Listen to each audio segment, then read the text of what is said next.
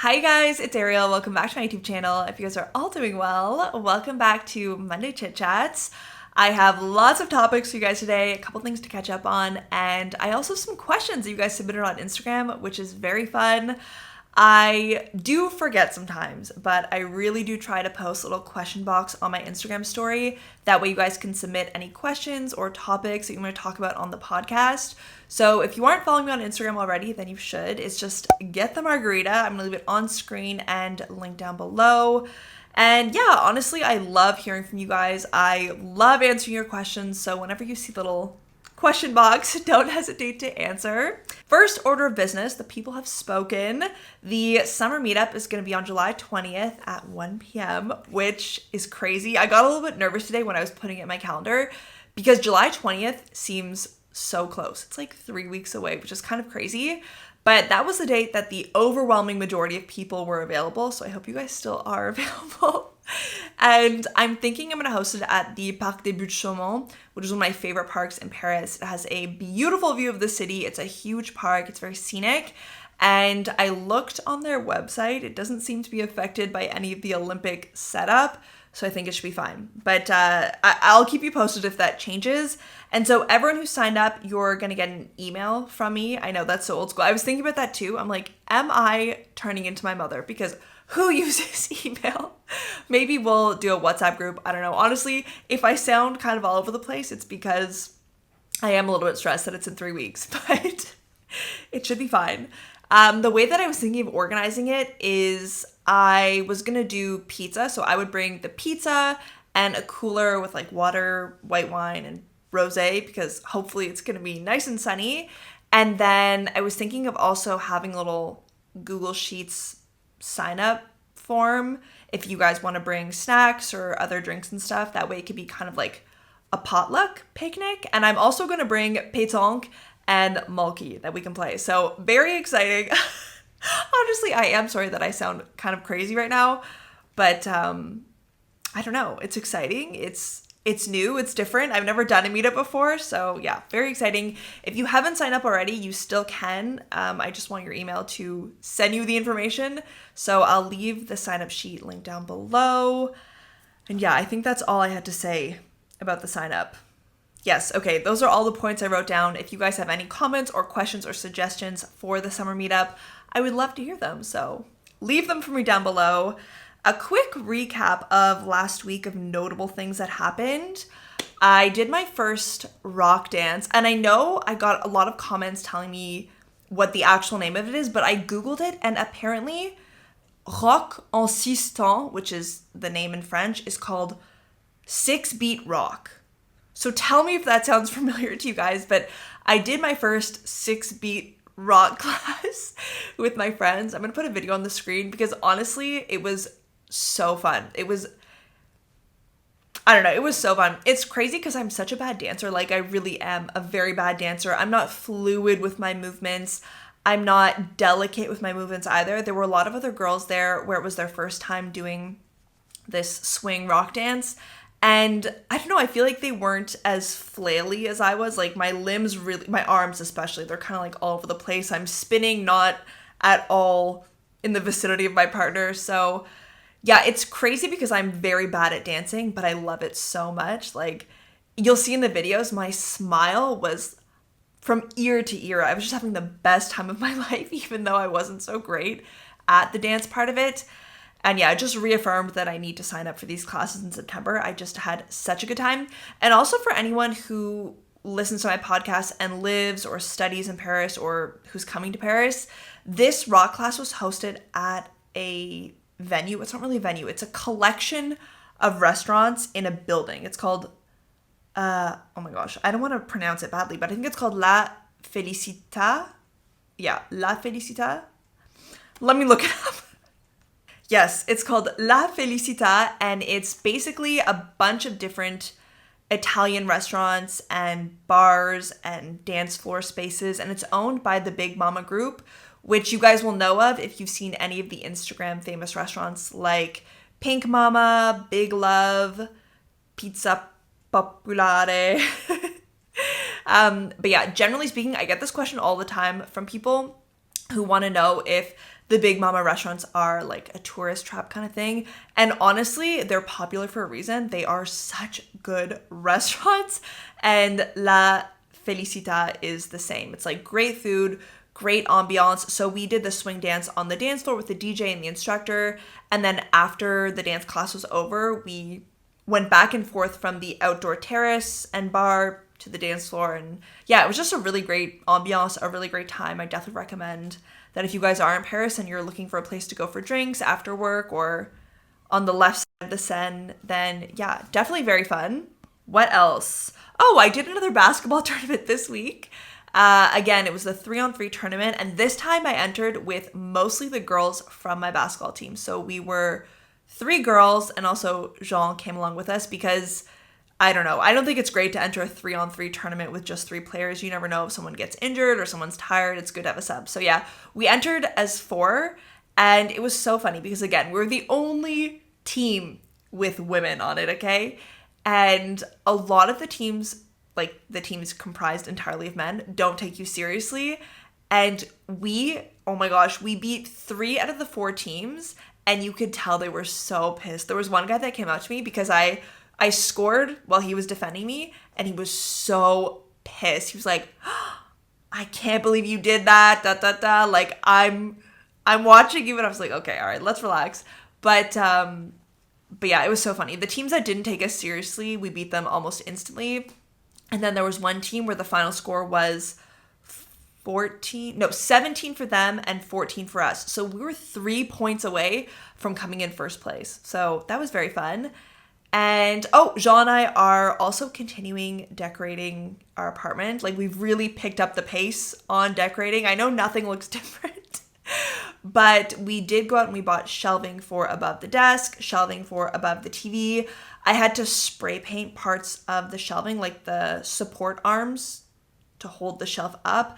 I had to spray paint them. I have a lot of other things that I'm spray painting that are going to go on our gallery wall. And I did not read the spray canister before I started, but it says that you shouldn't be using the spray paint above, I think it was 25 degrees. And the day that I decided to spray paint, it was 31 degrees in Paris. And it was such a struggle because I had laid out all of these garbage bags, and then I put the arm supports on the garbage bags to spray paint them and stuff. But it was so hot that the garbage bag was melting onto the supports. And so every time I flipped them to paint the other side, like, the garbage bag would peel off, and then I'd have to spray paint over that. So it was like very much a nightmare. I only spray painted half of the stuff because it does not make sense to spray paint in the heat. But yeah, I'm so excited. I cannot wait to show you guys that video. I'm slowly piecing together the apartment transformation part 4. I think the last time I posted was 5 months ago. So yeah, it's gonna be very cool to give you guys that update. And we're also still working on our bedroom as well. And yeah, that one I'm so nervous about. That's another thing too, is I'm excited to get your opinions on what we've done and your suggestions as well, because the bedroom especially is such a change. Like, we're painting walls, we're adding shelving. Yeah. I'm saying that because I'm nervous. I'm nervous to actually get into the whole decorating part of the bedroom because it is so huge. But yes, we're getting there. Next podcast, you will very likely see some shelving above me. I'm so excited. Okay, the next topic that I have is kind of a series of events that happened last week, and over the course of the week, I processed everything that happened, like all of these different events, which I'm going to tell you guys about. And then I started to think about how Paris has changed my mindset and how I actually really need to do a better job of staying positive and having more positive outlook, which is something that I think that's the biggest part of my personality that's changed since I moved to France. I have always been a very enthusiastic and positive person, but I have found that over the past couple years in Paris specifically, I have kind of lost the glass half full, glass half full mentality. So the things that happened last week, I had a ton of issues with deliveries. This is like not new news. You guys know that the postal system in Paris is really bad, but it was just terrible.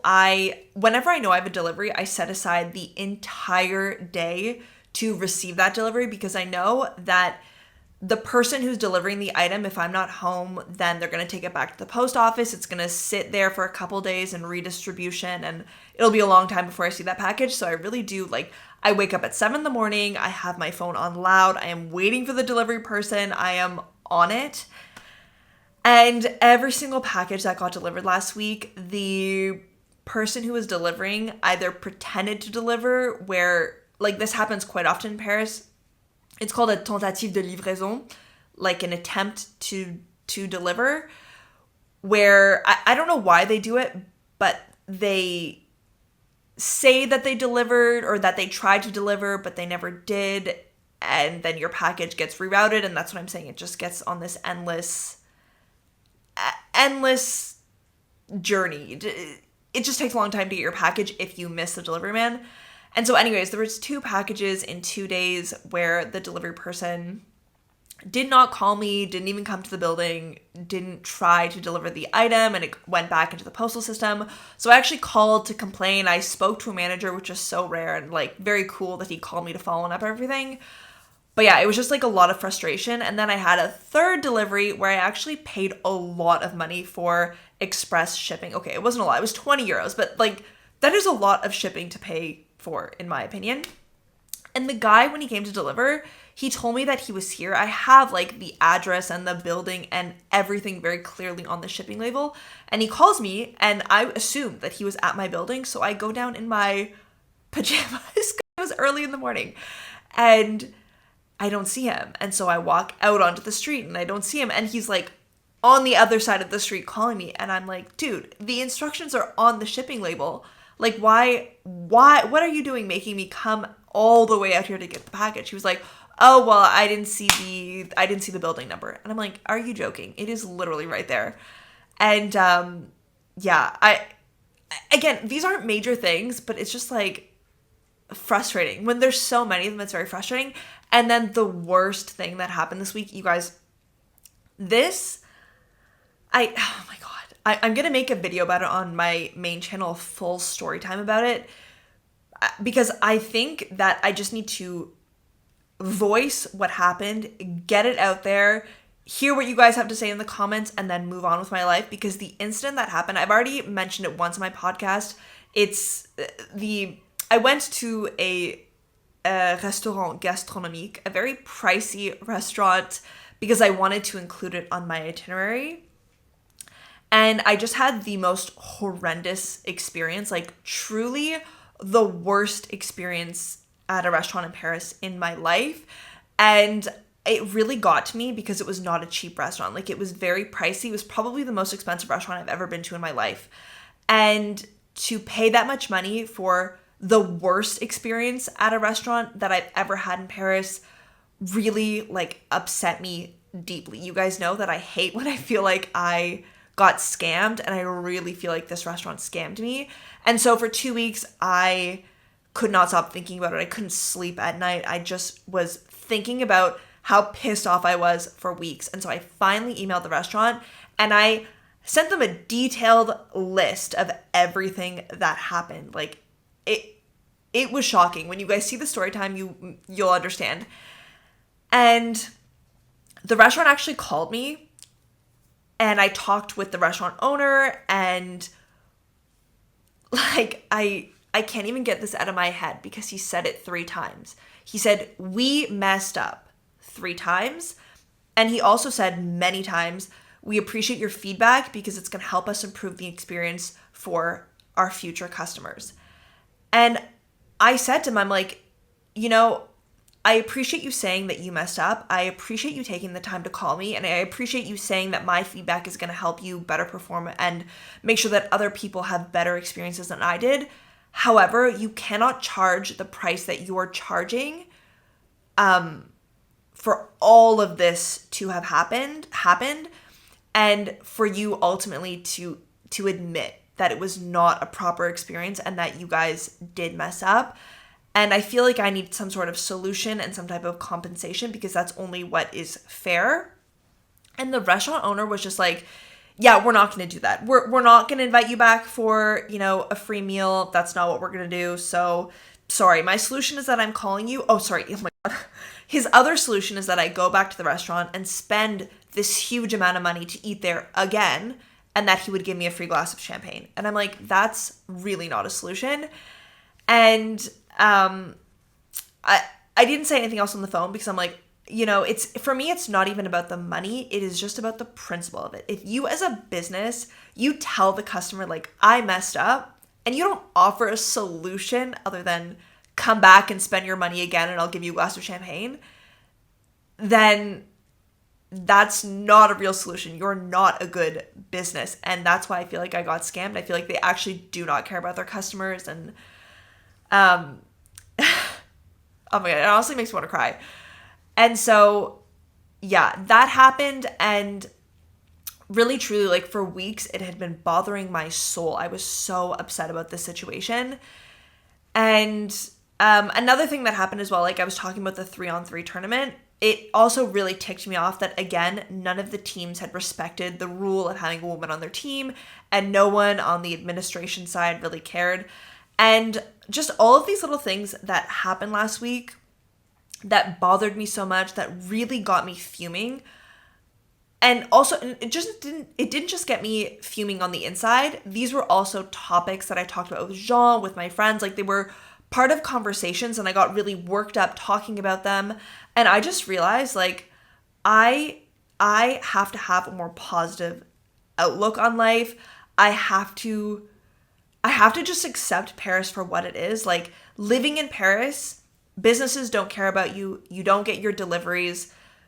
People are in it for themselves. Like, that really is what I feel like life in Paris is like.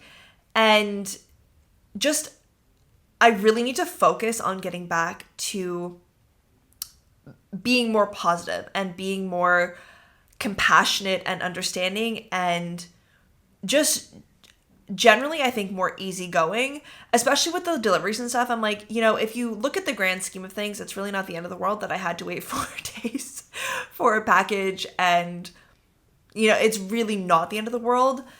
And there's no point in getting so frustrated and worked up about it. And even the basketball tournament as well. Like, we had a great time. I had a great time playing with the girls. I had a great time playing with Jean. There was no need for me to be so begrudging, is that the right word? But so, worked up that nobody included women and whatever. Like, just, yeah. I really need to work on that. I need to work on that. And I noticed it because when I was talking to some of my friends, like David and some girls on my basketball team, like, I don't know, it really stands out to me how positive they are. The thing that I was thinking about with David is, I told you guys last week, we ended up taking him to the hospital. No, sorry. The ambulance came, picked him up, and David and I went to the hospital. And the thing is, the first time we called the ambulance, they didn't want to come. And then we called them again, and then they finally did come. But we waited about 4 hours for that ambulance. And so when Stephen and I get to the hospital, there were like 6 ambulances waiting in the parking lot, and about 10, I'm not really sure what the job title is called, but 10, in France it's like super-pompiers, the people who drive the ambulances and go and, I guess, attend to the calls that come in, like when we called. And I was kind of like, I don't know, I wasn't annoyed, but I made the remark to David that, oh man, we waited 4 hours and all of these like ambulances are here and people are waiting to go out on calls and no one would come and help you. And David was like, I want to see the good in things. Maybe they were busy, who knows? And I'm like, wow, I really should have that kind of outlook more. And I really feel like this is something that has really changed when I moved to France is, I think over time, because a lot of people are focused on themselves and on their own problems that you feel like you're wrongly done. Oh my God, why can't I speak today? You feel like you've been wronged pretty often.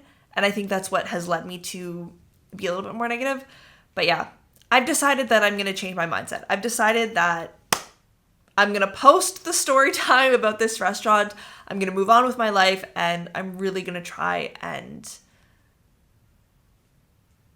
take things more lightly because I cannot be getting worked up like this.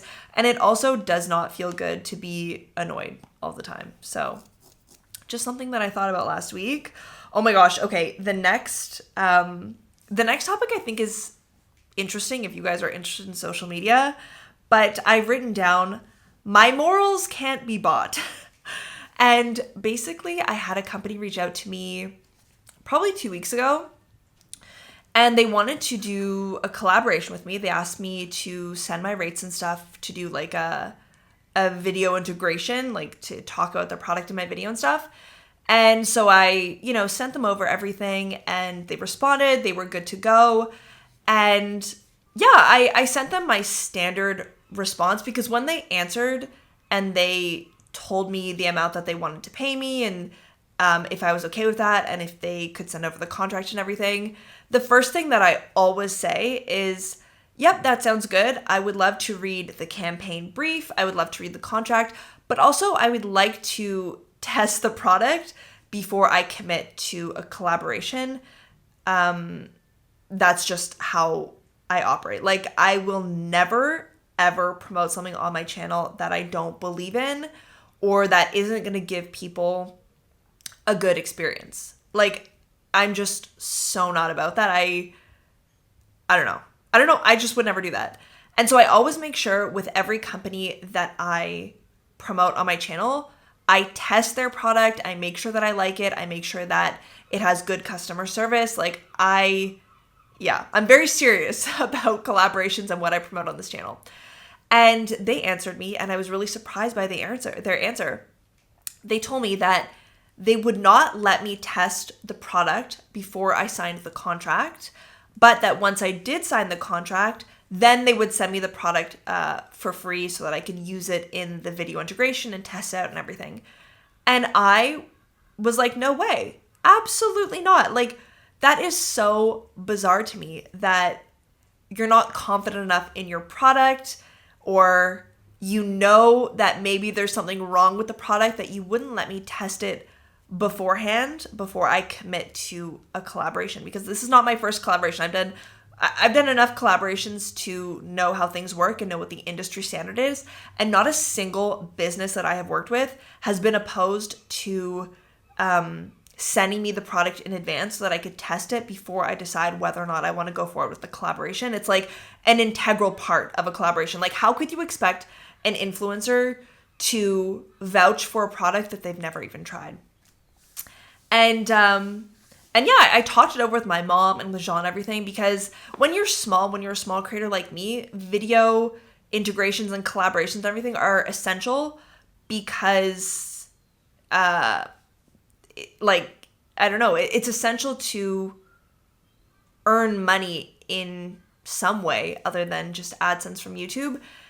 And you guys will notice I don't have a lot of collaborations on my main channel. Like, obviously this is a new channel, so I have no collaborations, but on my main channel, I don't have a lot of collaborations, and I do have actually a lot of companies who reach out to me. But like I said, I'm very selective.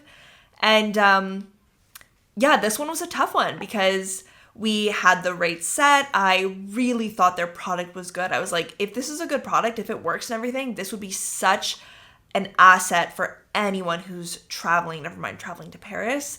And I was really excited about it, but I was like, no way. There is no way that is an honest business practice to not allow the influencer to test the product before they sign a contract. Like, that is crazy. So yeah, I just thought I would share that story with you guys. I feel like at this point you probably do have a good idea of what my character is, but I don't know. Yeah, I wanted to share that with you guys.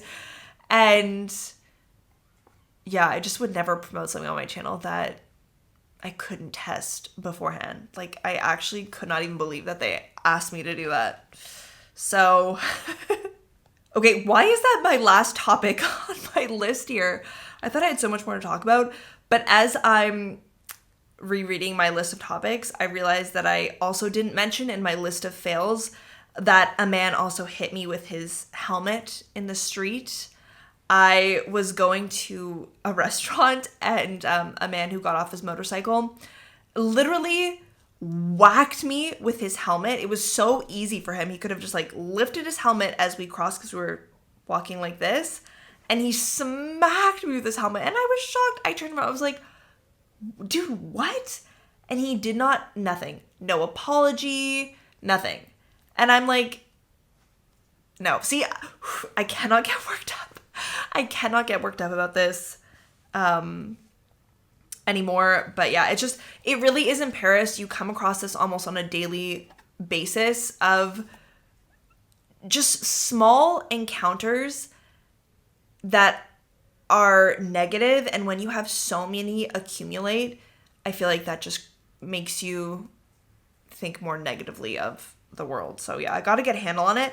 But also on that note, because under that topic point, I'm sorry you guys, I feel so disorganized today.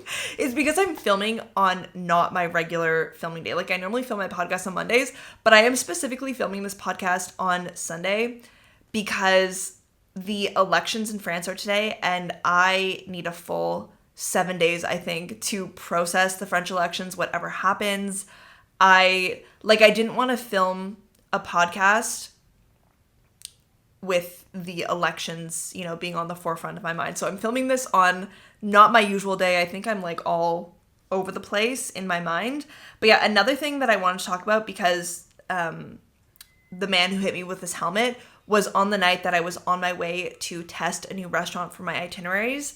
And man, I am sick of testing restaurants, which I know sounds ridiculous. Like it's a great part of my job to be able to go to a restaurant, for my job.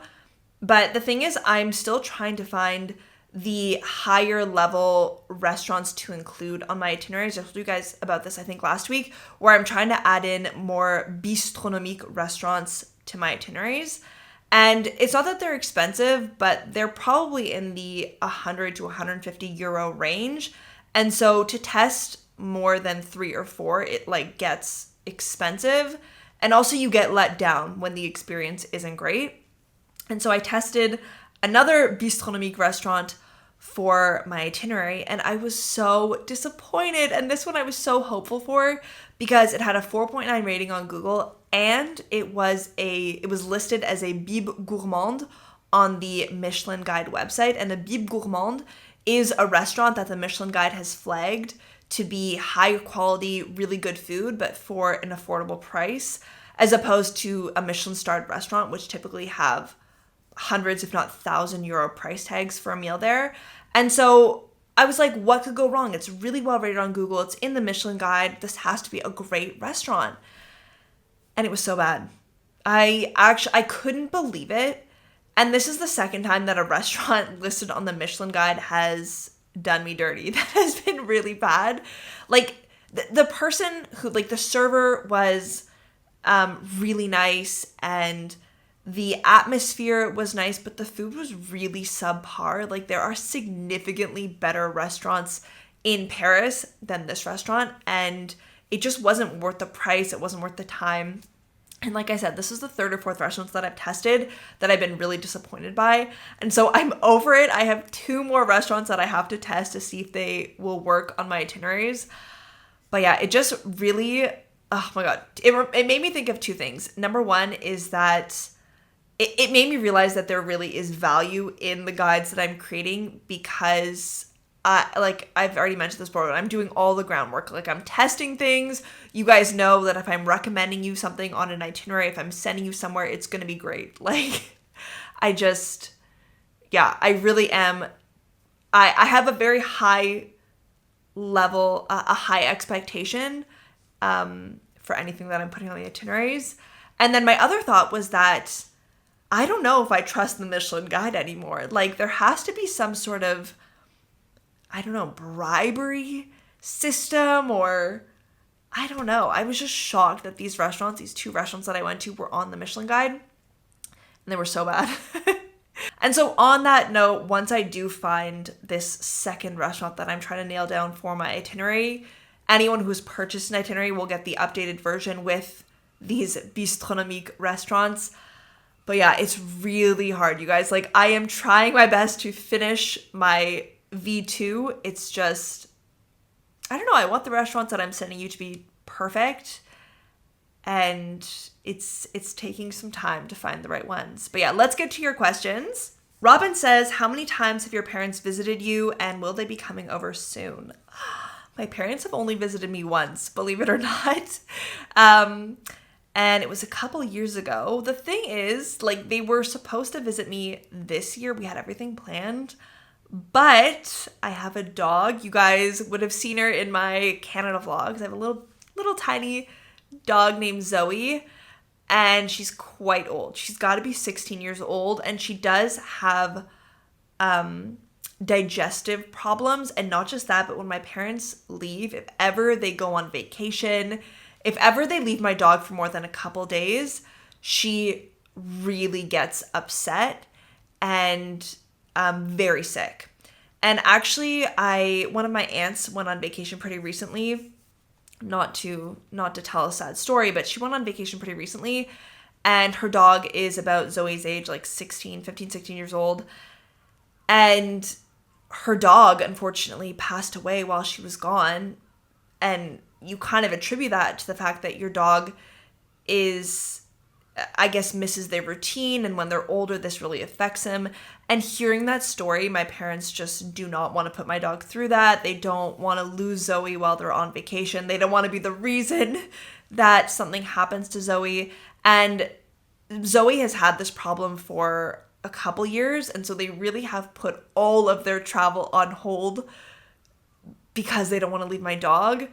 And yeah, so there were a couple instances here when Zoe got pretty sick, and so they just don't want to risk it. So they're not going to be visiting me this year, maybe next year. But yeah, that's the reason why they haven't visited me very recently in France. But I'm so excited. I can't wait for them to come and see the apartment that I have with Jean. Isn't that crazy that my parents have never seen our home here, or they've never, I don't know, gone around Paris with me? I want to take them on a guided tour of Paris so bad, because when they did visit me, it was when I was doing my master's in the South. And so we obviously visited the South more than we did the rest of France. But yeah, it should be exciting. I'm very much looking forward to the day when my parents can come back and visit me. I did have my sister visit me last year as well. And yeah, I always tell my brother and my sister, anytime you want to come to Paris, you can stay with us. No problem. We'll have the best time. The door is always open. But my brother is pretty busy with his master's. And yeah, my sister does work a lot as well. So I don't know. Hopefully my family will come and visit me soon. And then K Rich says, would you ever get a little dog? Which I guess ties into the topic of why my parents haven't visited me recently.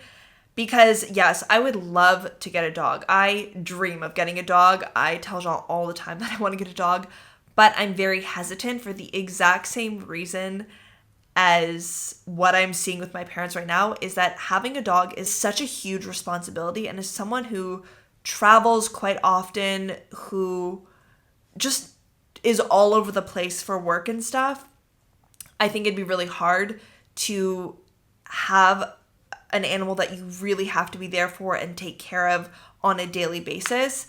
And so I would be really scared of how, having a dog would kind of limit my lifestyle, I guess you could say.